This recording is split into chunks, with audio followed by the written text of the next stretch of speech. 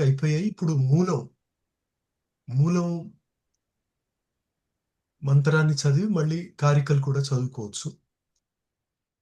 ఓం గురుర్ బ్రహ్మ గురుర్ విష్ణు గురుర్దేవో మహేశ్వర గురు సాక్షాత్ పరం బ్రహ్మ తస్మై శ్రీ గురవే నమః. హరి ఓం. నాంతః ప్రజ్ఞం న బహిష్ప్రజ్ఞం నోభయతః ప్రజ్ఞం న ప్రజ్ఞానఘనం న ప్రజ్ఞం నాప్రజ్ఞం అదృష్టం అవ్యవహార్యం అగ్రాహ్యం అలక్షణం అచింత్యం అవ్యపదేశ్యం ఏకాత్మ ప్రత్యయసారం ప్రపంచోపశమం శాంతం శివం అద్వైతం చతుర్థం మన్యంతే స ఆత్మా స విజ్ఞేయః.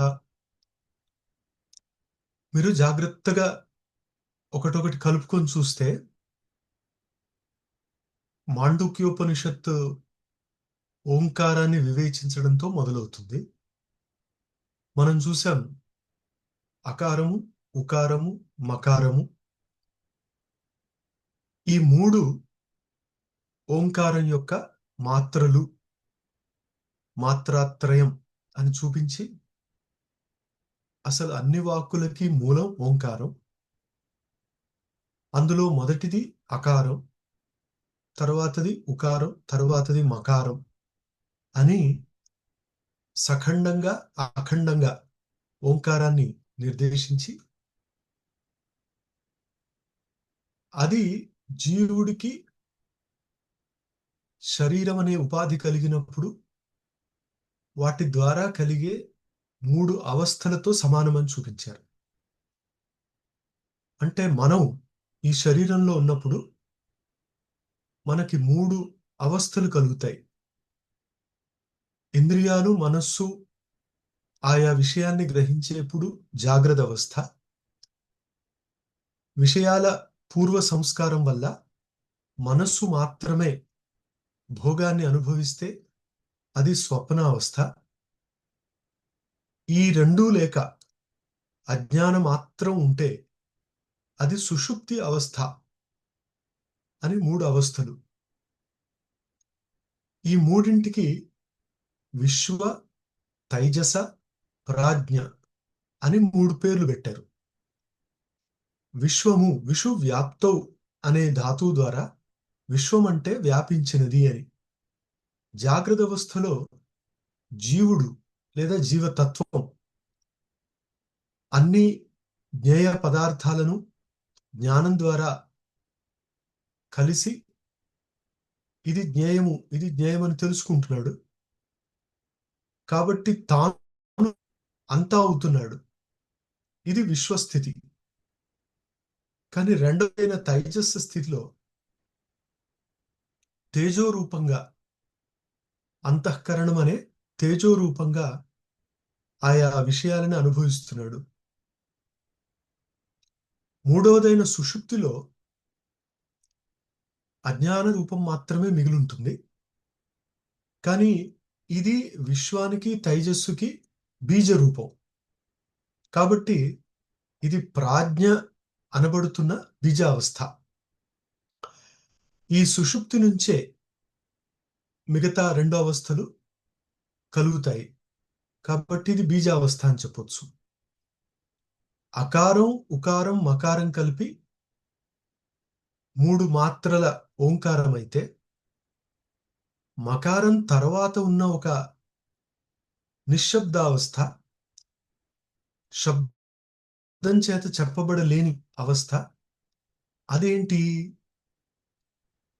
అది మన జీవుడి ఏ అవస్థ అనే విషయాన్ని చూపిస్తూ ఈ మంత్రంలో ఒక స్థితి ఏర్పడుతుంది. అది జాగ్రత్త కాదు, స్వప్నం కాదు, సుషుప్తి కాదు. వాటిని మించి ఒక అవస్థ. ఈ అవస్థలో నాంతః ప్రజ్ఞం, నిజానికి ఇది స్వప్నావస్థలాగా అంతఃప్రజ్ఞమా? ఎందుకంటే మనం చూసాము స్వప్నావస్థలో జీవ తత్వం అంతఃప్రజ్ఞం, అంటే అన్నిటినీ తనలోనే సృష్టించుకొని అనుభవిస్తుంది. కాబట్టి అంతఃప్రజ్ఞం. కానీ ఈ నాలుగవ అవస్థ, నాలుగవ దాన్ని సంస్కృతంలో తురీయం అంటాం. తురీయావస్థ అంటే నాలుగవ అవస్థ. కాబట్టి తురీయావస్థ అంటే మన హిందూ సంప్రదాయంలో సన్యాసావస్థ అని కూడా. ఎందుకంటే ఈ బ్రహ్మచర్య, గృహస్థ, వానప్రస్థ అనే మూడింటి తర్వాత వస్తుంది సన్యాసం అని. కాబట్టి దాన్ని తురియం అంటాం. అట్లాగే జాగ్రత్త, స్వప్న, సుషుప్తి అనే మూడు అవస్థల తర్వాత వచ్చేది తురియం. ఈ తురియం అనే అవస్థ స్వప్నావస్థ లాంటిది కాదు. కాబట్టి నా అంతఃప్రజ్ఞం అని దాని భేదాన్ని చూపిస్తున్నారు. పోనీ జాగ్రత్త అవస్థలాగా బహిష్ప్రజ్ఞమా? ఎందుకంటే మనం జాగ్రత్త అవస్థ గురించి చూసినప్పుడు జాగ్రత్త అవస్థలో ఇంద్రియాలు, మనస్సు, బుద్ధి ఇవన్నీ కూడా బహిష్ప్రజ్ఞం. అంటే బయట ఒక జ్ఞేయ పదార్థం ఉన్నట్టుగా తెలియజేస్తాయి. కాబట్టి ఇప్పుడు జీవుడి దశ బహిష్ప్రజ్ఞం. కానీ తురియ అవస్థ బహిష్ప్రజ్ఞం కూడా కాదు. ఎందుకంటే దీంట్లో ఇంద్రియాలు, మనస్సు, బుద్ధి బయటి పదార్థాలతో సంబంధం లేనివి. కాబట్టి ఇక్కడ బహిష్ప్రజ్ఞ కాదు. పోనీ మనస్సు మాత్రమే స్వప్నావస్థలో లాగా విషయాలను లేదా ప్రపంచాన్ని నిర్మించుకొని అనుభవిస్తుందా అంటే అది లేదు. కాబట్టి నా అంతఃప్రజ్ఞం, నా బహిష్ప్రజ్ఞం. మరి రెండూ ఉన్న ఒక అవస్థ ఉంటుంది. ఇది కొంత స్వప్నం, కొంత జాగ్రత్త. ఇది వాచస్పతి మిశ్రుల వారు భామతి అనే వ్యాఖ్యలో 8 అవస్థలు అని చెప్తూ, ఆ 8 అవస్థల్లో 1 జాగ్రత్త, 2 స్వప్నం, 3 జాగ్రత్త స్వప్నం, 4 స్వప్న జాగ్రత్త, తర్వాత స్వప్న స్వప్నం. ఇది కూడా ఒక అవస్థ. కాబట్టి జాగ్రత్త, స్వప్నం రెండు కలిసిన ఒక అవస్థ ఉంటుంది. అట్లాంటిదా తురియ అవస్థ? అంటే న ఉభయతః ప్రజ్ఞం. బాహ్య ప్రజ్ఞం కాదు, అంతఃప్రజ్ఞం కాదు, విడివిడిగా కాదు, కలిసి కూడా కాదు. పోనీ ఈ అవస్థలో ప్రజ్ఞానం అనేది ఘనీభూతంగా ఉందా? ఘన అంటే నిబిడీకృతం, వేరొకటి లేకుండా తాను మాత్రమే ఉంటే దాన్ని ఘన అంటారు. ఘనాఘన సుందర. ఘనం అనేది వ్యక్తావస్థ, అఘనం అనేది అవ్యక్తావస్థ. ఘనాఘన సుందర అనే పాటలో ఘనం అంటే ఈ వ్యక్తమైన ప్రపంచం అంతా, అఘనం అంటే దీనికి మించి ఒక అవ్యక్తమైన నిర్గుణావస్థ. ఈ రెండూ కూడా తానే అయిన ఒక పరమాత్మ. కాబట్టి ఘన, అఘన, సుందరుడైన పరమాత్మ అని. అట్లా ఘనం అంటే వ్యక్తం. ప్రజ్ఞాన ఘనం అంటే ప్రజ్ఞానం చేత మాత్రమే తెలియబడుతున్న ఒక అవస్థ. మరి అలాంటిదే ఇది అంటే తురియ అవస్థ అలాంటిది కాదు. నా ప్రజ్ఞ, నా అప్రజ్ఞం. దీని నిజంగా మీరు వేరే ఏ స్థితితో కూడా పోల్చలేరు. కాబట్టి ఇది ప్రజ్ఞం అంటే ప్రకర్ష జ్ఞానం కలిగింది అని చెప్పలేరు, అజ్ఞానం అని కూడా చెప్పలేరు. నచ అప్రజ్ఞం. ఈ స్థితి ఒకటి ఉందని నమ్మాలా లేదా? ఇలాంటిది ఒకటి ఉందని కల్పన కావచ్చు, నిజంగా కూడా అలాంటి స్థితి ఒకటి ఉండవచ్చు. ఇప్పుడు ఇక్కడ ప్రశ్న ఏంటంటే, ఈ స్థితి గురించి వర్ణిస్తున్నప్పుడు ఇలాంటి ఒక స్థితి ఉండే అవకాశం ఉందా? ఇది ఉందని మనకు తెలియడం ఎలా? అనంటే ఈ రెండో వాక్యం తెలుపుతుంది. అదృష్టం, అవ్యవహార్యం, అగ్రాహ్యం, అలక్షణం, అచింత్యం, అవ్యపదేశ్యం. ఇవన్నీ మీరు గమనించవచ్చు, నిషేధాత్మకాలు, అంటే నెగటివ్. ఇవన్నీ నిషేధిస్తున్నాయి. దృష్టం అనేదాన్ని నిషేధిస్తే అదృష్టం, వ్యవహార్యం అనేదాన్ని నిషేధిస్తే అవ్యవహార్యం, అట్లాగే గ్రాహ్యం, దాని నిషేధం అగ్రాహ్యం. ఇలా ముందు దృష్టం అంటే ఏంటి? తెలుస్తే అదృష్టం తెలుసుకోవచ్చు. అంటే ద్వైతం అని దేన్ని గురించి చెబుతున్నారో తెలిస్తే దాని నిషేధాత్మకమైన అద్వైతం అనే దాన్ని తెలుసుకోవచ్చు. అదే ఉపనిషత్తుల సారం, అద్వైతం. కాబట్టి ఉపనిషత్తు సాక్షాత్తు కంఠశః ఈ మంత్రంలో శివం అద్వైతం, శాంతం అని స్పష్టంగా చెప్పారు. సో ద్వైతం తెలిస్తే అది లేని అద్వైతావస్థ తెలిసినట్టు, దృష్టం తెలిస్తే అది కాని అదృష్టం తెలుస్తుంది. దృష్టం అంటే సంస్కృతంలో చూడబడింది లేదా తెలియబడింది, దాన్ని కూడా దృష్టం అంటాం. దృష్టి, దర్శనం ఇదంతా ఒకే అర్థంలో. మనకు చూడబడింది లేదా తెలియబడింది అని అంటే సాధారణంగా కంటి చేత చూడబడుతుంది, మిగతా ఇంద్రియాల చేత తెలియబడుతుంది.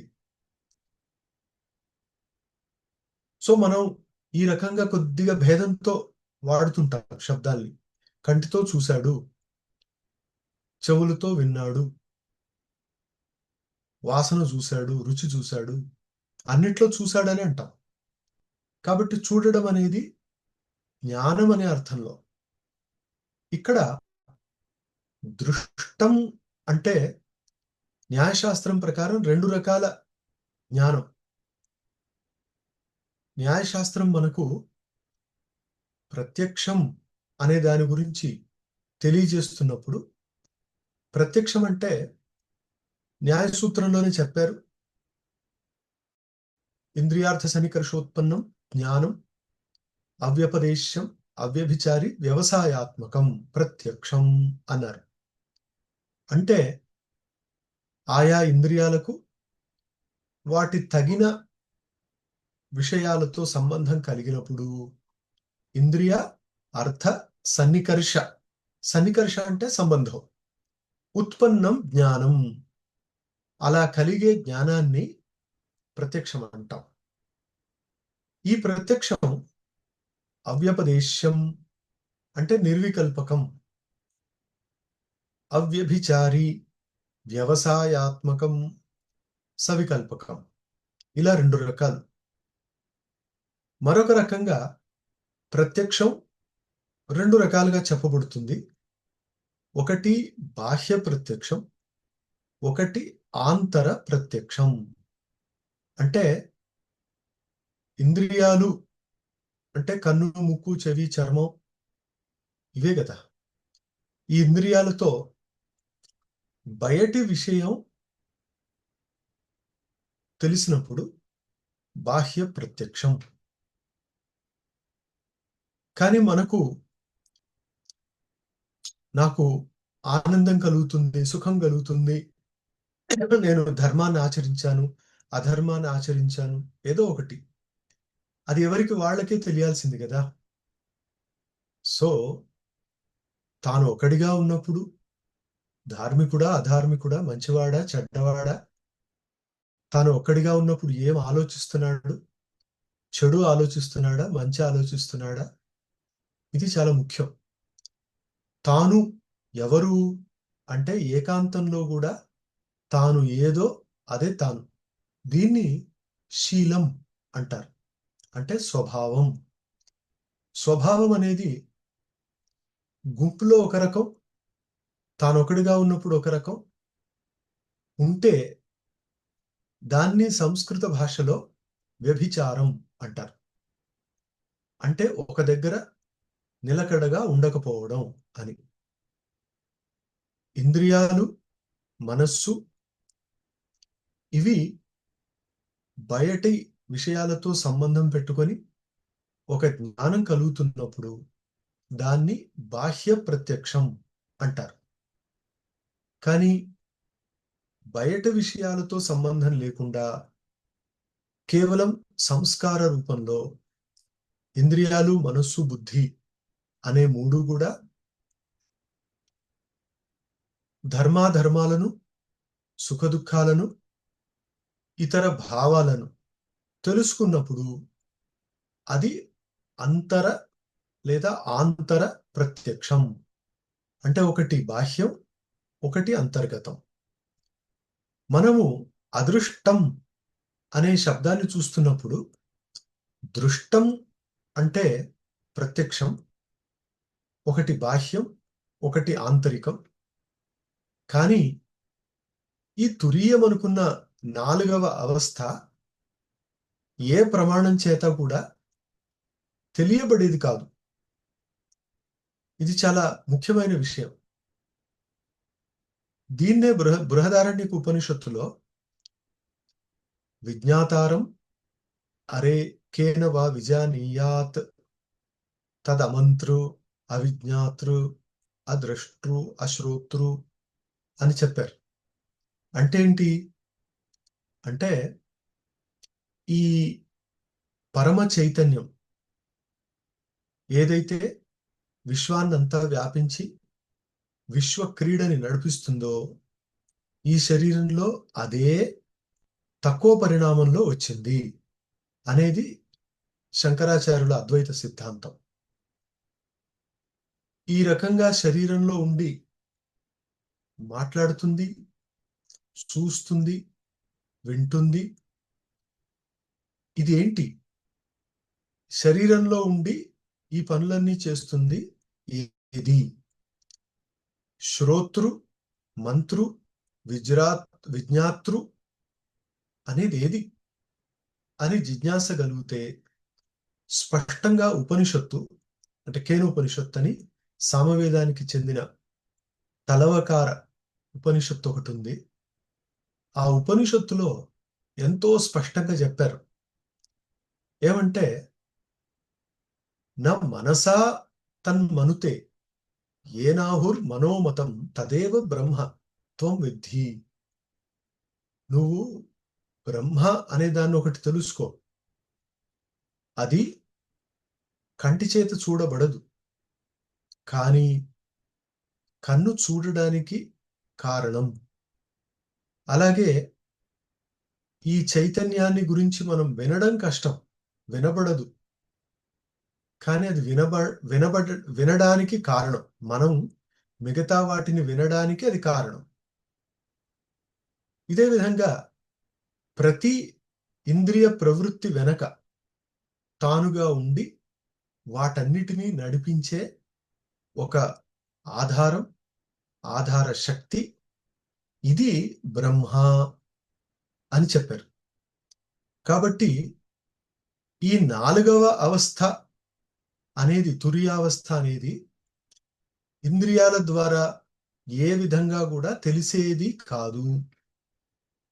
రెండవది అనుమాన ప్రమాణం చేత తెలియొచ్చా అంటే అనుమాన ప్రమాణం ప్రత్యక్షం మీద ఆధారపడే ఉంటుంది. మరొక విషయం ఏంటంటే అనుమాన ప్రమాణంలో వ్యాప్తి ముఖ్యం. సపరికరం అనుమాన ప్రమాణం వ్యాఖ్యాస్యామః వ్యాప్తి పక్షధర్మతా చేతి పరికరః అని న్యాయశాస్త్ర వ్యాఖ్యానంలో చెప్తారు. వ్యాప్తి పక్షధర్మత అనేవి లేకపోతే అనుమాన ప్రమాణం నిలవదు. వ్యాప్తి అనంటే హేతువు, సాధ్యము అనే వీటి అవినాభావ సంబంధం. అయితే అవినాభావ సంబంధాన్ని వ్యాప్తి అని కొందరు ఒప్పుకోరు. వాళ్ళ దృష్టిలో అవినాభావం అనేది పరస్పరం లేదు కాబట్టి కొందరేమో నియతంగా కలిసి ఉండడం, నియత సాహచర్యం అని చెప్తారు వ్యాప్తిని. ఒక చిన్న వ్యాప్తి అనే ఒక 4 2-3 పేజీల విషయం మీద కొన్ని వేల పేజీల వ్యాఖ్యానాలు వచ్చాయి మన న్యాయశాస్త్ర సంప్రదాయంలో. వ్యాప్తి అనేది కాన్కమిటెన్స్ అంటారు. అంటే ఇన్వేరియబుల్ రిలేషన్, రెండిటి మధ్య హేతువు సాధ్యం. కాబట్టి అనుమాన ప్రమాణంలో ఈ వ్యాప్తి ఉండాలి. వ్యాప్తి ఉండాలంటే హేతు ఉండాలి. హేతు ఉండాలంటే అంతకు ముందు ఎక్కడైనా ఒక చోట ఆ రెండు కలిసి ఉన్నట్టుగా తెలియాలి. నేను పొగ చూసి నిప్పును అర్థం చేసుకుంటున్నా, అక్కడ నిప్పు ఉంది అని. దానికి కారణం ఏది అంటే అక్కడ పొగ ఉండడం. దీనికి ఏంటి ఆధారం అంటే ఎక్కడో వంటిల్లు మొదలైన చోట పొగ నిప్పు కలిసి కనపడ్డాయి. ఇక్కడ ఒకటే కనిపిస్తుంది, కానీ రెండవది కూడా ఉన్నట్లే అని మనం తెలుసుకోవడమే అనుమానం అని. పరమాత్మ, పరమ చైతన్యం, దీని విషయంలో అనుమాన ప్రమాణం కూడా కుదరదు. దేనివల్ల మనం తెలుసుకోగలం? అనుమానానికి వ్యాప్తి, హేతు, సాధ్యం ఇవన్నీ కావాలి కదా, అవి కుదరవు అని చెప్పి ఉపమానం. ఉపమానం అంటే పోలిక. ఉపమానంలో ఒక తెలిసిన విషయం ఆధారంగా దానితో పోలికున్న మరొక విషయాన్ని తెలుసుకుంటాం. ఎక్కడో మొదట మనం ఊర్లో ఆవు అనే దాన్ని చూసి ఎవరో చెప్పారేంటంటే, మీరు అడవికి వెళ్ళినప్పుడు అక్కడ గాయల్ అని కనిపిస్తే దాన్ని గో అనే అర్థం చూసుకోవచ్చు, మీరు తెలుసుకోవచ్చు అని చెప్తే, ఎప్పుడో అరణ్యానికి వెళ్ళినప్పుడు అతిదేశ వాక్య స్మరణాత్ అని, అంటే అంతకుముందు చెప్పిన వ్యక్తి మాటలు గుర్తొస్తాయి. అరే, ఆవు లాంటిది ఇక్కడ ఏదో జంతువు కనిపిస్తుంది, ఓహో దీన్నే గాయల్ అంటారన్నమాట అని ఈ రకంగా ఉపమానం అని న్యాయశాస్త్రంలో ఒప్పుకుంటారు. వైశేషిక శాస్త్రంలో ఇది అనుమానమే, ఇది ఉపమానం అనేది విడిగా కాదు అని ఖండిస్తారు. ఈ రకంగా ఏ ప్రమాణం కూడా ఈ పరమ చైతన్యం విషయాన్ని తెలియజేయజాలదు అని చెప్పి అవ్యవహార్యం అన్నారు. అంటే ఏంటి అంటే వ్యవహార్యం ముందు తెలుసుకోవాలి కదా. వ్యవహరించడానికి తగినది, దాన్ని వ్యవహార్యం అంటారు. మూల శబ్దం వ్యవహారం.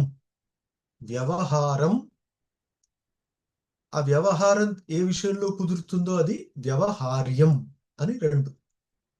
వ్యవహారం అంటే శాస్త్రం ప్రకారం శబ్ద ప్రయోగం. మనం మాట్లాడుతున్నాం, అలా పరస్పరం మాట్లాడుకోవడాన్నే వ్యవహారం అంటాం. ఈ వ్యవహారం అనేది శబ్ద ప్రమాణం చేత కొనసాగుతుంది. ఈ పరమ చైతన్యం తురీయావస్థలో ఉన్నది అవ్యవహార్యం, అంటే శబ్దం చేత కూడా తెలియ వీలు లేనిది. మనకు దాన్ని తెలుసుకోవడం కుదరదు. శబ్దం చేత కూడా ఈ విషయంలో చాలా చర్చలు అన్ని వేదాంత సంప్రదాయాల్లో జరిగాయి. ఏంటంటే అలాంటి నిర్గుణ పదార్థం ఒకటి ఉంది అని అందరూ ఒప్పుకోరు. కేవలం శంకరాచార్యుల వారే నిర్గుణ బ్రహ్మ అని ఒకటి ఒప్పుకుంటారు. మిగతా వాళ్ళు బ్రహ్మ సగుణమే అని ఒప్పుకుంటారు. ఇప్పుడు శంకరాచార్యుల వారి సంప్రదాయం ప్రకారం బ్రహ్మ ఉపనిషత్తుల ఆధారంగా అన్ని శబ్దాలకి అతీతం, శబ్దం ద్వారా చెప్పబడదు అని అంటే సందేహం కలుగుతుంది. అది శంకరాచార్యుల వారి భాష్యంలో కూడా ఉంది. ఏంటంటే ప్రపంచంలో దేన్ని మనం తెలుసుకుంటామో అది శబ్దం చేత చెప్పబడుతుంది. అంటే మనకు తెలిసింది శబ్దం చేత చెప్పడానికి వీలవుతుంది. అలాంటి దాన్నే మనం పదార్థం అంటాం. జ్ఞేయత్వం అభిధేయత్వంచ పదార్థ సామాన్య లక్షణం అని న్యాయశాస్త్రం.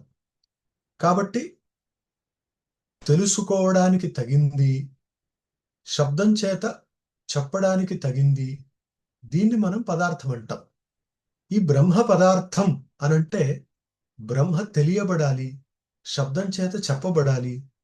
కానీ ఇక్కడ రెండు విశేషణాలు, అదృష్టం, అవ్యవహార్యం అనే రెండు కూడా బ్రహ్మ పదార్థం తెలియబడదు, చెప్పబడదు అని అన్నప్పుడు అది పదార్థమే కాదు కదా, శూన్యం అవుతుందేమో అని శంక.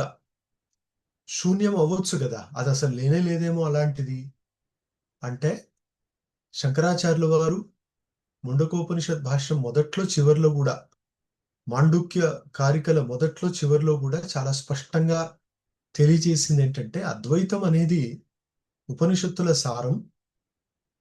ఇది మనిషికి తరణోపాయం.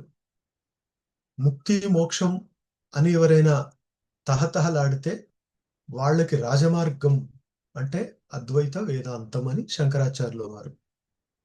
అది చెప్తున్నప్పుడు ఆయన అన్నారు, ఈ అద్వైతంలో మేము బ్రహ్మ అనే ఒక తత్వాన్ని ఒప్పుకోవడం వల్ల మేము బౌద్ధుల శూన్యవాదం వంటి విషయాన్ని చెప్పడం లేదు. బౌద్ధులు అంటే ముఖ్యంగా మాధ్యమికులు అని అనబడతారు ఒకళ్ళు. బౌద్ధులు అసలు బుద్ధుడి కాలంలోనే 16-18 రకాల బౌద్ధ సంప్రదాయాలు ఉన్నాయి. ఆయనే చూశారు, కొంచెం బాధపడ్డారు కూడా. నేనున్నప్పుడే ఇన్ని చీలికలు వచ్చాయేంటి అని. కాలాంతరంలో ఇంకా చీలికలు వచ్చాయి. ఆ బౌద్ధంలో ముఖ్యంగా హీనయానం, మహాయానం, మళ్ళీ దాంట్లో 4 సౌత్రాంతిక, వైభాషిక, మాధ్యమిక, యోగాచార అని దాంట్లో చాలా ప్రసిద్ధులైన ఆచార్యులు వచ్చారు. మాధ్యమిక అనే సంప్రదాయంలో అందరికీ తెలిసిన నాగార్జునాచార్యులు అనే బౌద్ధులు వచ్చారు. ఈ నాగార్జున అనే ఆచార్యులు బౌద్ధ మతాన్ని చాలా విస్తరింపజేశారు.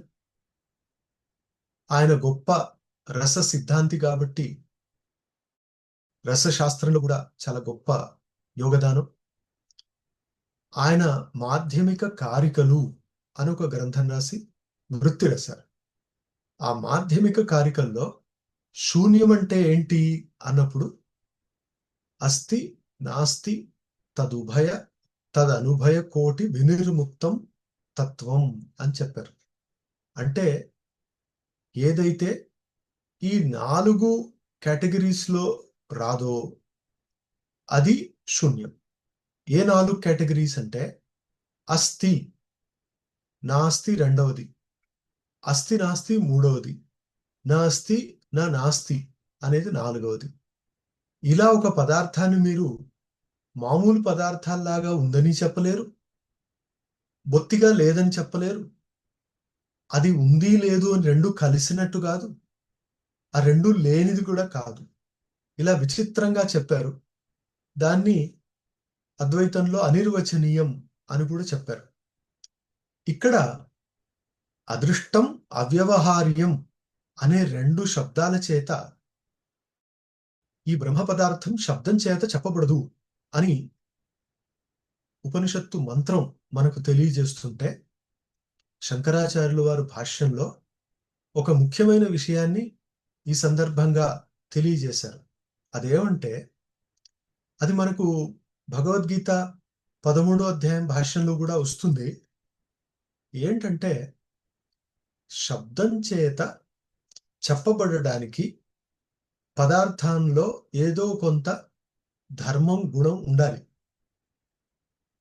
అంటే జాతి, గుణ, క్రియ వీటిలో ఏదున్నా సరే మనం దాన్ని శబ్దం చేత చెప్పగలం. సో శబ్దం ఒక పదార్థాన్ని చెప్పినప్పుడు ఆ పదార్థంలో ఏదో ఒక జాతి, గుణ, క్రియ అనే వాటిల్లో ఏదో ఒకటి ఉన్నట్టే.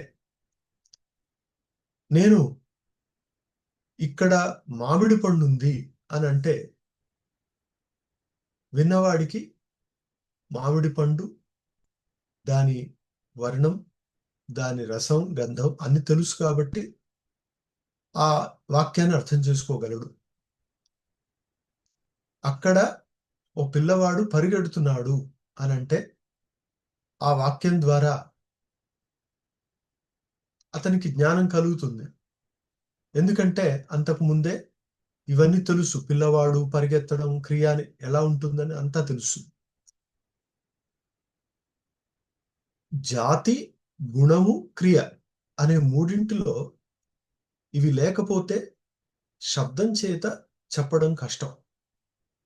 బ్రహ్మ అనేది శబ్దం చేత ఎందుకు చెప్పబడడం లేదు అంటే బ్రహ్మ అనే దాంట్లో జాతి లేదు. జాతి అంటే ఏంటి? న్యాయసూత్రం ప్రకారం సమాన ప్రసవాత్మిక జాతి అని సూత్రం. సమాన అంటే సమానమైన, ప్రసవ ఆత్మిక జ్ఞానాన్ని కలిగించేది. అంటే ఒక 5 పుస్తకాలు ఉన్నప్పుడు ఎవరైనా వచ్చి అడిగితే ఇక్కడ ఎన్ని పుస్తకాలు ఉన్నాయి అంటే మనం 5 అని చెప్తాం. ఆ సంఖ్య రిలేటివ్ సంఖ్య. 1 1 1 1 1 కలిపి 5. వీటన్నిటిని మరి ఒకే కేటగిరీలో ఎందుకు పెట్టాం అంటే అన్నింటిలో ఒకే జాతి ఉంది. మనుష్యులందరూ ఒక జాతికి చెందినవారు. పశువులు, పక్షులు ఇట్లా ప్రతిదీ ఒక జాతికి చెందింది. జాతి అనేది అనేకత్వే సతి సమవేతత్వం అని. అంటే అనేక సమవేతత్వం లేదా ఏకత్వే సతి అనేక సమవేతత్వం అని చెప్పొచ్చు. ఏకత్వే సతి అనేక సమవేతత్వం అని అంటే తాను ఒకటిగా ఉంటూ అనేకంలో ఉండగలిగేది అని. ఇది సమవాయ సంబంధం. అయితే అవ్యవహార్యం అని ఈ తురియావస్థని చెప్పినప్పుడు ఇది బ్రహ్మమే. దీంట్లో జాతి లేదు కాబట్టి శబ్దం చేత చెప్పలేము. పోనీ గుణాలున్నాయా అంటే గుణాలంటే ఏవి?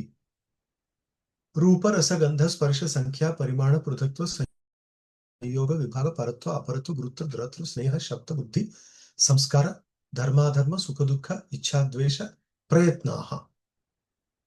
ఇలా వైశేషిక శాస్త్రంలో 24 గుణాలు చెప్పారు. వీటిల్లో ఏ గుణం కూడా ఈ తురియావస్థకు గాని బ్రహ్మకు గాని చెందదు. కాబట్టి గుణాలు లేనిది. బ్రహ్మ అనే దాంట్లో శబ్దం ఉందా, రూపం ఉందా, రసం ఉందా, గంధం ఉందా అంటే లేదు. మరి అసలే లేనప్పుడు ఈ ప్రపంచంలో ఎలా వ్యక్తమవుతుంది అంటే ప్రకృతి పరిణామం, ప్రకృతి ద్వారా కలిగే ప్రతి దాంట్లో ఇవి వస్తాయి. కానీ ప్రకృతి కంటే పరంగా ఉండే తత్వంలో ఇవి ఉండవు అని. అందుకనే ఉపనిషత్తు అగంధం అంటుంది, సర్వగంధం అని కూడా చెప్తుంది. అగంధం అంటే గంధం లేనిది, వాసన లేనిది. కానీ అదే ఉపనిషత్తు సర్వగంధం అంటుంది, అన్ని వాసనలు కలది అంటుంది. ఎట్లా ఈ రెండింటిని సమన్వయం చేయడం అంటే తన ప్రోడక్ట్స్ అంటాం, తన కార్యాల ద్వారా అన్ని గంధాలు కలిగింది, అన్ని రకాల వాసనలు కలిగింది. అన్ని రకాలంటే రెండే, దుర్గంధం, సుగంధం అంతే.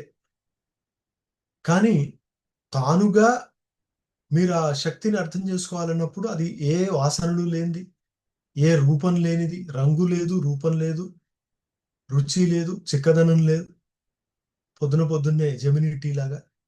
సో ఇలాంటివేవీ లేని ఒక తత్వం కాబట్టి దాన్ని అవ్యవహార్యం అన్నారు. పోనీ దీన్ని ఎలా గ్రహించడం? ఏ ఉపాయం లేదా అంటే అగ్రాహ్యం. అంటే సాధారణంగా ఇది సరిగ్గా పట్టని వాళ్ళు ఏమంటారంటే అదేంటి అసలు మీరు ఒకవైపు దాని గురించి చెప్తూ మళ్ళీ మీరు అది తెలుసుకోవడం కష్టం అంటున్నారు. అంటే ఇక్కడ ఒక సూక్ష్మమైన విషయాన్ని తెలుసుకోవాలి. తెలుసుకునేది, తెలియబడేది రెండుంటాయి. జ్ఞానం, జ్ఞాత అంటాం, జ్ఞేయం అంటాం. తెలుసుకునేది, తెలియబడేది. ఈ తురియావస్థ తెలుసుకునేది ఎప్పుడు ఎప్పుడు తెలుసుకునేది. కాబట్టి దీన్ని తెలుసుకునే ఇంకొకటి ఎలా ఉండగలదు? కుదరదు. అంతా తెలుసుకునేది ఇదే. మరి దీనికంటే ఇంకొకటి తెలుసుకునేది ఉంటే దాన్ని బ్రహ్మ అనాల్సి వస్తుంది. కాబట్టి జ్ఞానస్వరూపమైన బ్రహ్మ తెలుసుకునేదే తన స్వరూపంగా ఉన్నది. తెలుసుకోవడం అంతవరకే. తెలియబడడం కాదు. తెలియబడడం అనేది ప్రకృతి స్వభావం. బ్రహ్మ అనేది చైతన్యం కాబట్టి అది ప్రకృతిని తెలుసుకుంటుంది, కానీ ప్రకృతిలాగా తెలియబడదు. అది అగ్రాహ్యం, అలక్షణం. లక్షణం అంటే ఏదో ఒక పదార్థంలో ఉన్న ఒక విశిష్ట ధర్మాన్ని బట్టి దాన్ని మిగతా పదార్థాల నుంచి విడిచేసి చూపించడం. ఎవరైనా నిప్పు అనే దాని లక్షణం ఏంటి అంటే కాల్చడం నిప్పు ధర్మం కాబట్టి కాల్చేది నిప్పు అని చెప్తాం. దాంట్లో ఉన్న ఆ విశేష ధర్మాన్ని బట్టి దానికి లక్షణం అని మనం చూపిస్తాం. దీన్ని అసాధారణ ధర్మ లక్షణం అని, అంటే లక్ష్యతావచ్ఛేదక సమనీయతత్వం అని న్యాయశాస్త్రం.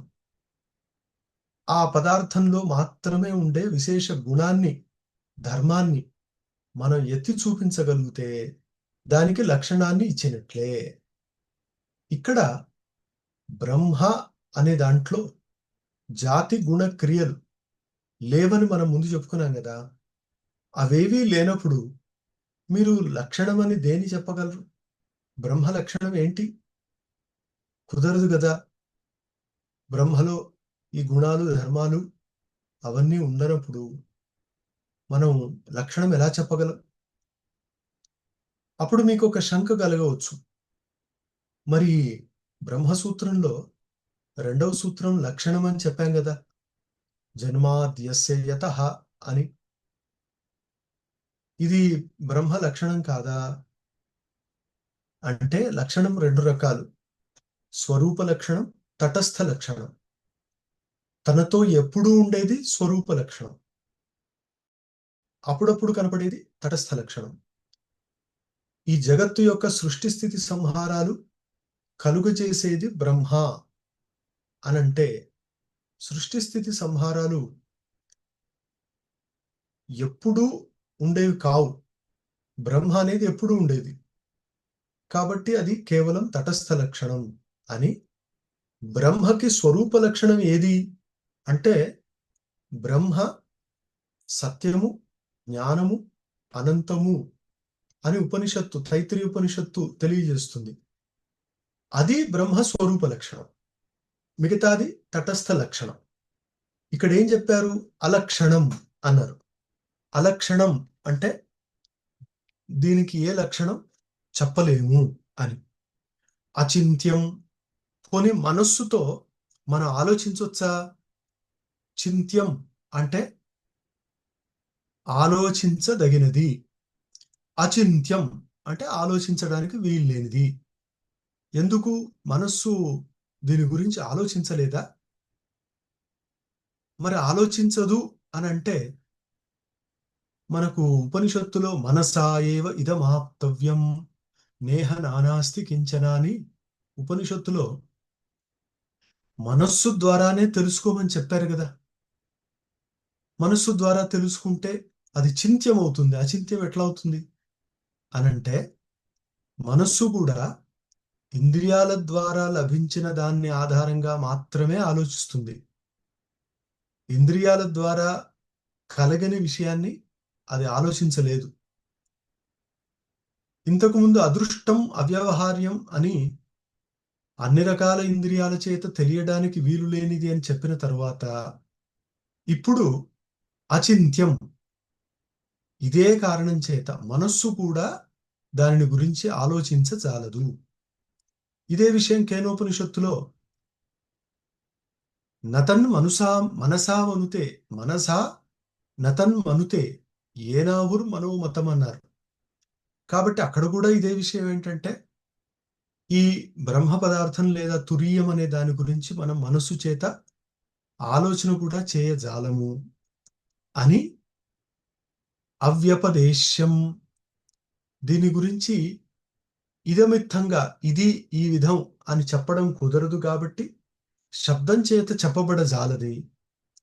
ఏకాత్మ ప్రత్యయ సారం, ఈ శబ్దాన్ని చాలా జాగ్రత్తగా అర్థం చేసుకోవాలి. ఎందుకంటే భాష్యంలో కూడా దీన్ని విడివిడి రూపాల్లో వివరించారు.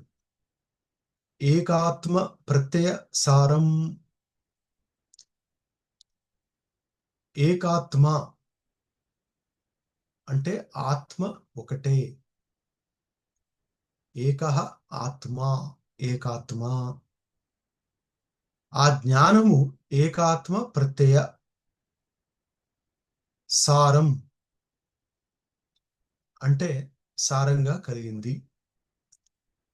ఇప్పుడు ఈ ఏకాత్మ ప్రత్యయ సారం అనే దానికి అర్థమేమవుతుంది అంటే ఆత్మ ఒకటే అనే జ్ఞానంలో ఆత్మ రూపంలో మాత్రమే ఉండినది అని. ఏకాత్మ ప్రత్యయ సారం.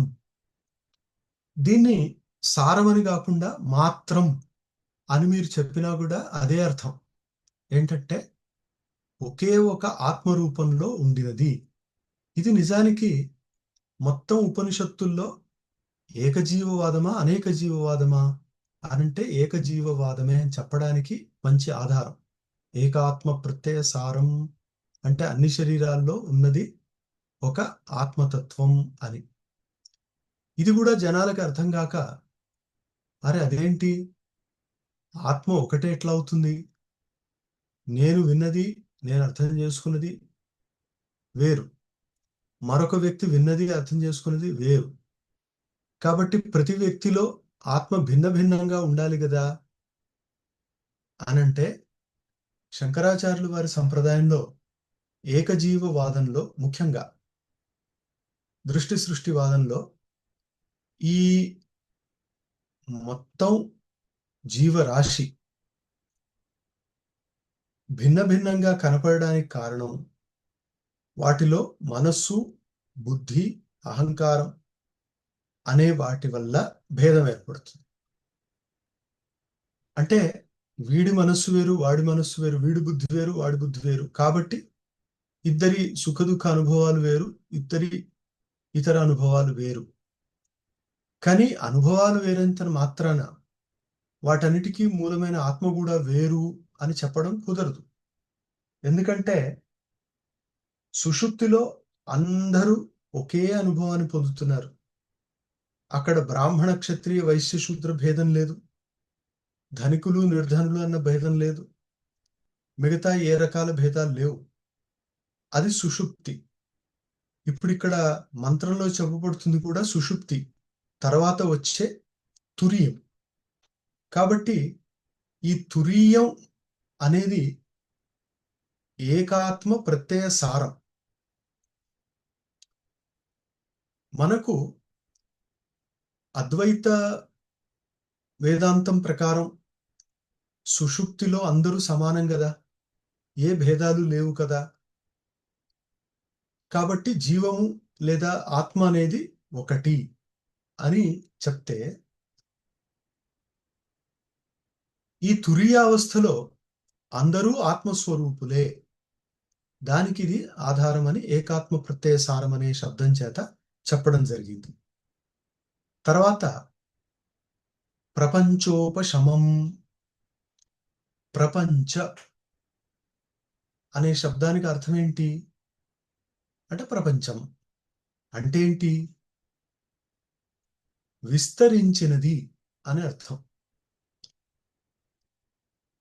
ప్రపంచ శబ్దంలో ప్ర ఉపసర్గ, పంచ శబ్దం, రెండు కలిపి ప్రపంచ. పంచ అనేది సంస్కృతంలో పచి విస్తారే అనే ధాతువు నుంచి వస్తుంది.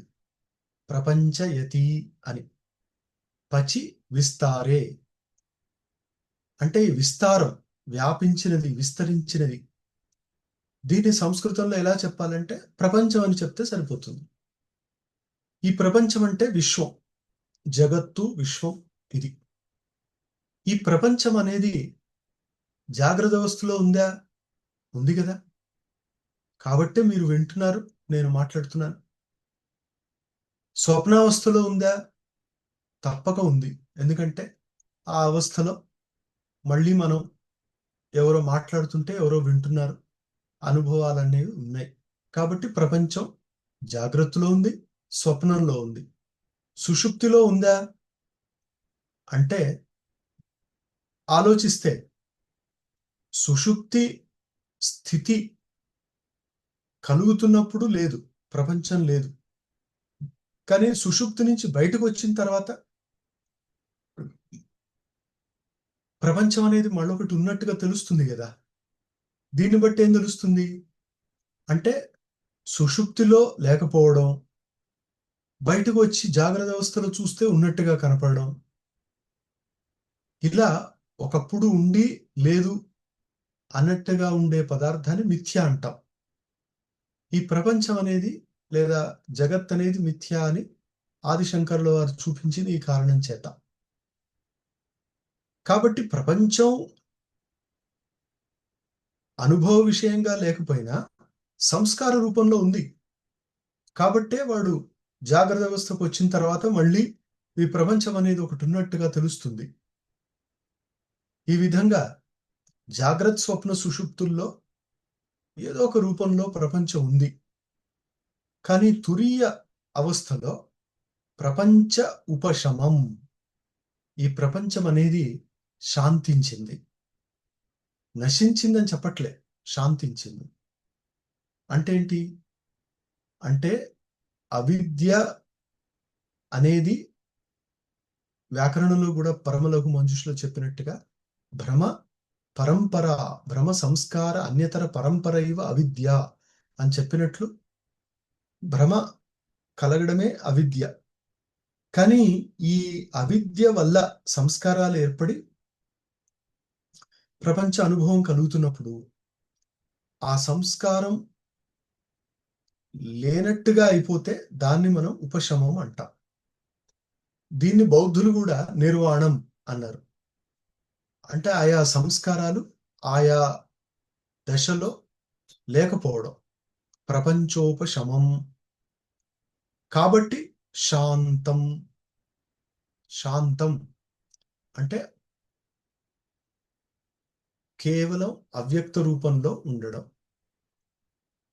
అలాగని ఇది శూన్యం లాంటిదా కాదు. శివం, శివ అనే శబ్దానికి సంస్కృతంలో మంగళం, కళ్యాణం.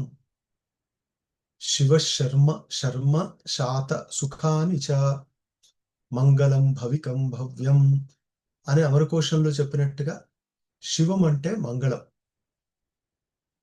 ఈ తురీయావస్థ లేదా బ్రహ్మ అనేది శాంతం, శివం. ఇది మంగళకరమైనది, అందరికీ పరమ శ్రేయస్సును కలిగించేది. చతుర్థం, ఇది తురియం కదా, కాబట్టి దీన్ని ఏమనాలి అంటే నాలుగవది, చతుర్థం. దీన్నే శంకరాచార్యుల వారు ఈ ఉపనిషత్ ఆధారంగా చెప్పారు, అద్వైతం. కాబట్టి అద్వైతం వేదాల్లో ఉందా, ఉపనిషత్తుల్లో ఉందా అంటే ఇదో ఇలాంటి సందర్భంలో ఉన్నది. వేదంలో ఉందా అంటే ఋగ్వేదం 10వ మండలంలో ఏకం సత్ విప్రా బహుధా వదంతి అన్న చోట ఏకం సత్ అని చెప్పారు. కాబట్టి ఇక్కడ జాగ్రత్త, స్వప్న, సుషుప్తుల తర్వాత కలిగే ఈ స్థితి దీన్ని మనం జాగ్రత్తగా అనునయించుకోవాలి, అన్వయించుకోవాలి, తెలుసుకోవాలి, మననం చేసుకోవాలి, బలంగా హృదయంలో ఉండేట్టుగా చూసుకోవాలి. ఇది శాంతం శివం చతుర్థం అద్వైతం మన్యంతే. దీన్ని అద్వైతం అని అంటారు. ఈ స్థితి, ఈ స్థితిలో ఉన్న ఆ తత్వాన్ని, శక్తిని ఏమంటారు? స ఆత్మా. ఇంతవరకు చెప్పబడింది మరొకటి కాదు, ఆత్మ. అప్పుడు అందరూ ఏమంటారంటే, ఓహో, ఆత్మ అంటే నేను, నేను వేరు, ప్రపంచం వేరు, నేను వేరు, ఈశ్వరుడు వేరు, నేను వేరు, మిగతా జీవాలు వేరు, నేను వేరు, ప్రకృతి వేరు. ఇట్లా అంతా వేరువేరుగా, విడివిడిగా చూసే స్థూల దృష్టి. అందులో ఏమవుతుంది అంటే, ఈ 5 రకాల భేదం మనకు కనిపిస్తుంది. ఈ భేదానికి కారణం ప్రకృతి. ప్రకృతిని మించి ఉన్న ఒక పరమాత్మ తత్వంలో భేదాలు లేవు. అది అందరికీ తెలుసు. కానీ వాళ్ళు ఏమంటారంటే, భేదం అనేది నిత్యం, శాశ్వతం, ఎప్పటికి ఉంటుంది అని. ఎలా ఉంటుంది? మరి నిత్యం శాశ్వతం ఒకే ఒక పరమాత్మ అయినప్పుడు, పరమాత్మలో భేదాలు లేనప్పుడు ఇవన్నీ ఎట్లా కుదురుతాయి అనేది రకరకాలుగా ఆలోచించారు. అందరూ వేదాంతులు దీని గురించి ఆలోచించారు. కానీ శంకరాచార్యులు వారు మాత్రం బ్రహ్మ అనేదే ఆత్మ, ఆత్మ అనేదే తురియ అవస్థలో తెలిసే తత్వం అని, స ఆత్మా అని చెప్పి ఇక్కడ చాలా ముఖ్యమైన నిర్దేశం ఏంటంటే, సరే ఆత్మ అయితే అయిందండి, నాకేం సంబంధం, దాన్ని తెలుసుకున్నా తెలుసుకోకపోయినా పెద్ద తేడా ఏం లేదు అని అంటే, స విజ్ఞేయ. లేదు లేదు, మీరు తప్పకుండా దీని అనుభవాన్ని పొందాలి. జీవితం అంటే ఈ శరీరంలో ఈ ప్రాణవాయువు సంచరించే కాలం ఎంతైతే అంత, దాని జీవితం అంటాం. ప్రతి వాళ్ళకి కొంతకాలం ఇవ్వబడింది. అది ఎవరికి తెలియదు కాబట్టి ఉత్సాహం ఉంటుంది. మనమే బతికుంటాం, మిగతా వాళ్ళందరూ పోతూ ఉంటారని అనిపిస్తుంది. కానీ ప్రతి ఒక్కళ్ళు ఈ ఆటలో పావులు కాబట్టి అందరూ వెళ్లాల్సిందే, శరీరాన్ని వదలాల్సిందే. ఈ శరీరంలో ప్రాణం ఉన్నంత వరకు, అంటే జీవించి ఉన్నంత వరకు, ఈ లోపే ఆత్మ గురించి తెలియడం, ఆత్మ అనుభవంలోకి రావడం ఇవి చాలా ముఖ్యం. కాబట్టి మీకు మిగతా ఉపనిషత్తులో కూడా ఇహైవ చేదవేదీత్ అథ సత్యమస్తి అని చెప్పారు. అంటే ఇక్కడ తెలుసుకుంటేనే మీకు నిజానికి పరమార్థం లభించినట్లు. నోచేది హావేత్ మహతీ వినష్టి. ఒకవేళ మీరు ఇక్కడ దీన్ని తెలుసుకోకుండా వెళ్తే, అంటే శరీరాన్ని విడిచేస్తే, మీకు రావలసిన అనుభవం, కావలసిన జ్ఞానం రెండు కలగనందువల్ల మనస్సు, బుద్ధి, అహంకారాలు అనేవి చాలా బలపడి ఉండడం వల్ల, వాటిలో సంస్కారాలు ఉండడం వల్ల మళ్ళీ ఇంకొక శరీరం, ఆ శరీరంలో సుఖ దుఃఖాలు, భయాలు. ఏ భయాలు? జన్మ, మృత్యు, జరా, వ్యాధి, దుఃఖ. భగవద్గీతలో చెప్పినట్టుగా జన్మ అంటే పుట్టుకకు సంబంధించిన దుఃఖాలు, వ్యాధి పుట్టిన తర్వాత అప్పటి నుంచి మొదలుకొని రోగాలు, ఏదో ఒక రకంగా వీటన్నిటిని తప్పించుకొని పెద్దగా అంటే పెద్దవాళ్ళమైనా కూడా అప్పుడు మళ్ళీ జరా అంటే ముసలితనం అనే దుఃఖం. ఇలా ఒక్కొక్క దశలో ఒక్కొక్క దుఃఖం ఉంది. ఆ దుఃఖాన్ని పూర్తిగా తొలగించుకోవడం అనేది ఆత్మని తెలియడం వల్ల అవుతుంది. కాబట్టి ఆత్మను తెలియాలి అని స విజ్ఞేయ. మిగతా ఉపనిషత్తుల్లో కూడా స విజిజ్ఞాసితవ్య స ఆత్మ అనే చెప్తారు.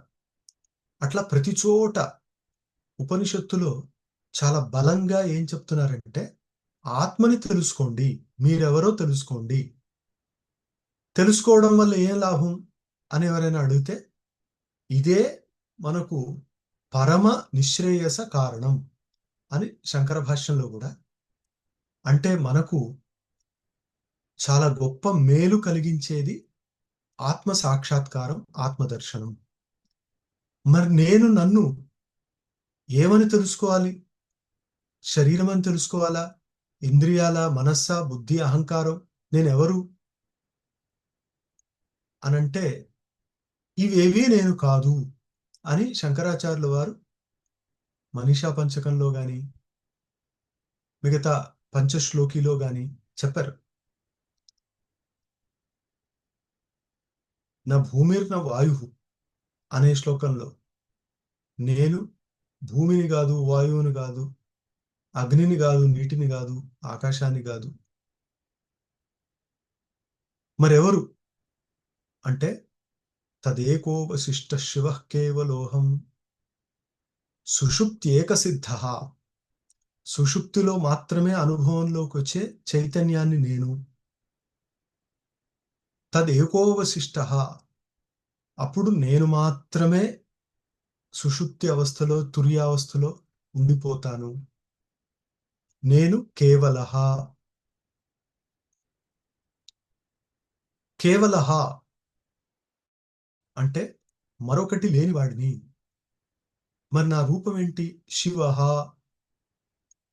ఆ రకంగా ఒక చిన్న 5 శ్లోకాల స్తోత్రం చేశారు శంకరాచార్యులు వారు. దానికి మూలం మీరిక్కడ చూసుకోవచ్చు. ఈ విధంగా ఆత్మా సహ అని ఒకటి, సవిజ్ఞేయ అని ఒకటి, 2 ఇన్స్ట్రక్షన్స్ అన్నమాట. అంటే మనకు 2 విషయాలు తెలియజేస్తున్నారు. ఒకటి, ఈ సుషుప్తి తర్వాత వచ్చే తురీయావస్థలో ఉన్నది ఆత్మ అనేది. ఆత్మ ఎక్కడుంది అని ఎవరైనా అడిగితే, ఈ రకంగా జాగ్రత్త స్వప్న సుషుప్తుల్ని దాటి ఉన్నది తాను మాత్రమే, అది ఆత్మ అని చెప్పొచ్చు. మరి ఏంటి నాకు సంబంధం అంటే దాన్ని తెలుసుకోవాలి, అనుభవంలోకి తెచ్చుకోవాలి అని సవిజ్ఞేయ అని మనకు ముఖ్యంగా ఇక్కడ 2 విషయాల్ని తెలియజేశారు. ఈ విధంగా 7వ మంత్రం మనకి తురీయావస్థలో ఆత్మతత్వం అనేది నా అంతఃప్రజ్ఞం, అంటే స్వప్నావస్థలోలాగా కాదు, నా బహిఃప్రజ్ఞం జాగ్రత్త అవస్థలోలాగా కాదు, నా ఉభయతః ప్రజ్ఞం జాగ్రత్త స్వప్నంలాగా కాదు, నా ప్రజ్ఞాన ఘనం సుషుప్తిలో లాగా కాదు, నా ప్రజ్ఞం నా అప్రజ్ఞం. మరి ఎలా దీన్ని తెలుసుకోవడం అంటే నిజానికి అదృష్టం, అవ్యవహార్యం, అగ్రాహ్యం, అలక్షణం, అచింత్యం, అవ్యపదేశ్యం. ఏ ప్రమాణం చేత తెలుసుకోవడం కుదరదు. ఎందుకు అంటే తెలుసుకునేదే ఇది. ఏకాత్మ ప్రత్యయ సారం. ప్రత్యయం అంటే జ్ఞానం. ఏకాత్మ ప్రత్యయ సారం. ఏక శబ్దం మీరు ఈ సమాసంలో ఆత్మతోటి జోడించుకోవచ్చు, ప్రత్యయంతో జోడించుకోవచ్చు. ఏకాత్మ అంటే ఏక ఏవ ఆత్మ అని, ప్రత్యయ అంటే జ్ఞానం. ఒకే ఆత్మ అన్న జ్ఞానం ఏకాత్మ ప్రత్యయ, అది మాత్రమే అంటే ఏకాత్మ ప్రత్యయ సారం. లేదు ఆత్మ ప్రత్యయ అంటే ఆత్మజ్ఞానం, అది ఏకం అంటే ఆత్మజ్ఞానం మాత్రమే ఒకటి ఉండడం, అది ఏకాత్మ ప్రత్యయ సారం. ఈ విధంగా ఈ సమాసాన్ని ఏకాత్మ విడిగా, ప్రత్యయం విడిగా చేసి చూసుకోవచ్చు. లేదు ఆత్మ ప్రత్యయం అని ముందు చేసుకొని అది ఏకాత్మ ప్రత్యయం అని మళ్ళీ ఏక శబ్దాన్ని జోడించుకొని కూడా చూసుకోవచ్చు. ఈ దశలో అంటే ఈ చైతన్య మాత్రంగా ఉండే తురీయావస్థలో ప్రపంచం అనేది శాంతించింది కాబట్టి ఇది తురీయావస్థ. శాంతం శివం అద్వైతం చతుర్థం మన్యంతే. మరి తురీయావస్థ అనేది ఏంటి అంటే ఆత్మ. ఏం చేయాలి దీన్ని అంటే అనుభవంలోకి తెచ్చుకోవాలి, ఈ రకంగా తెలుసుకోవాలి. ఇలా తెలుసుకోవడమే ఆత్మజ్ఞానం. ఇది నిలిచి ఉంటే జ్ఞాన నిష్ఠ, జ్ఞాన నిష్ఠ కావాలి. అంటే తెలిసింది నిలిచి ఉండాలి, అప్పుడే మోక్షం అని. కేవలం జ్ఞానం వల్ల మోక్షం అని కాదు, జ్ఞాన నిష్ఠ వల్ల మోక్షం. అందుకనే మీకు భగవద్గీతలో చాలా సందర్భాల్లో పరినిష్ఠిత ప్రజ్ఞానం అని భాష్యంలో చెప్పినప్పుడు ఇది తెలుసుకోవడం అదే కష్టం. పోనీ ఏదో కష్టపడి తెలుసుకుంటే అది జీవితంలో చివరి వరకు ఏ శంక భ్రమ లాంటివి లేకుండా నిలిచి ఉండడం అనేది కూడా చాలా ముఖ్యం. అందుకనే మీకు 2వ అధ్యాయం భగవద్గీతలో చివరి శ్లోకంలో ఏషా బ్రాహ్మీ స్థితిః పార్థ నైనాం ప్రాప్య విముహ్యతి స్థిత్వా అస్యాం అంతకాలేపి బ్రహ్మ నిర్వాణమృచ్చతి అంటారు.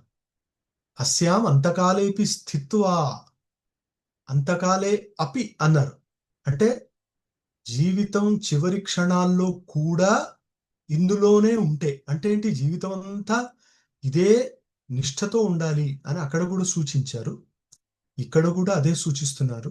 ఎందుకంటే ఇదే సత్యం, ఇదే తత్వం. కాబట్టి ఆ జ్ఞానాన్ని పొంది ఈ మొత్తం విశ్వం అనేది ప్రకటింపబడడానికి ఆధారమైన ఆత్మతత్వం అని మాత్రమే సత్యం, అది నేనే, అంతా బ్రహ్మ అయినప్పుడు బ్రహ్మ నేను కాకుండా ఎలా అవుతుంది? ఎందుకంటే అంతా బ్రహ్మము, ఈ అంతా అనే దాంట్లో నేను అనేది వచ్చింది, కాబట్టి నేను కూడా బ్రహ్మమే అని నిష్ఠతో ఉండడం, ఇది వేదాంతం యొక్క సారం అని ఇక్కడ ఇంతవరకు మనం చూసుకున్నాం.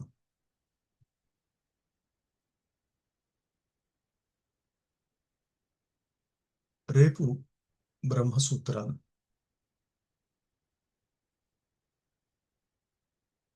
నమస్కారం సార్, వచ్చారనమాట.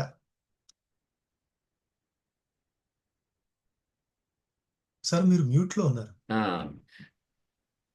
బాగుంది. స బ్రహ్మ స విజ్ఞేయ అది స ఆత్మ.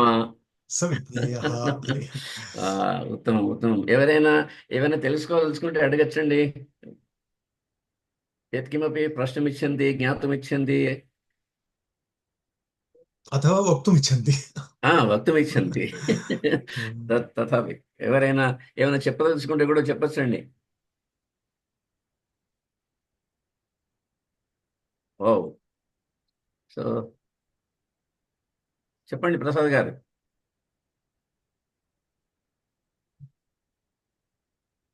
మీరు మ్యూట్లో ఉన్నారు.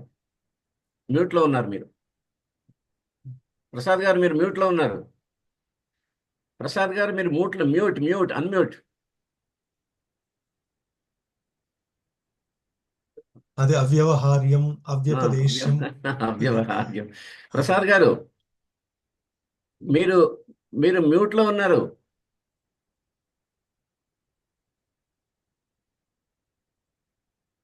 సహ కిమపి భాషతే కింటు మ్యూట్ మధ్య అస్తి.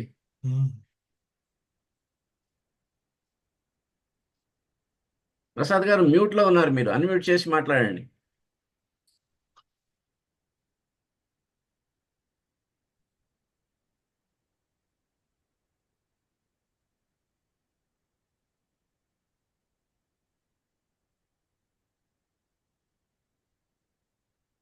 భరద్వాజ్, సర్వేషాం కృతే అన్మ్యూట్ వర్తతే వా? అది సమస్య, కరెక్ట్. భరద్వాజ్, భరద్వాజ్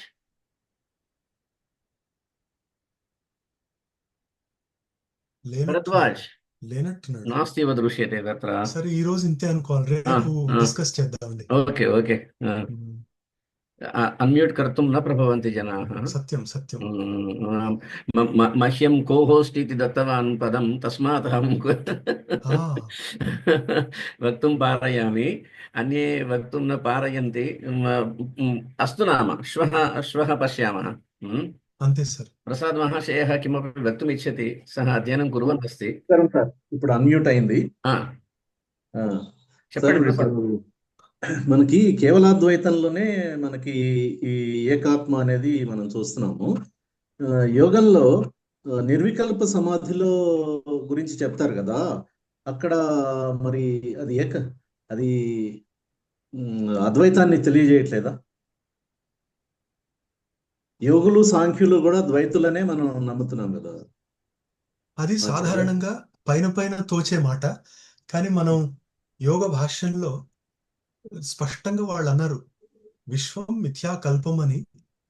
అంటే విశ్వం అంతా కూడా ఒక దశలో మిథ్య అవుతుందని నిర్వితర్క సమాధి గురించి వివరించినప్పుడు చెప్పారు.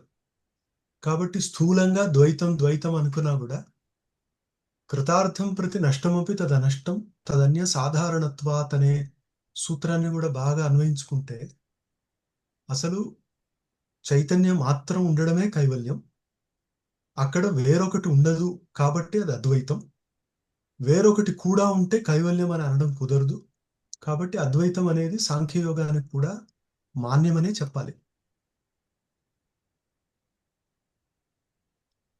బాగుంది బాగుంది బాగుంది. బాగుంది బాగుంది బాగుంది. ఎస్. సో శ్వः శ్వः శ్వः మిలామः పునః. అద్య అత్ర.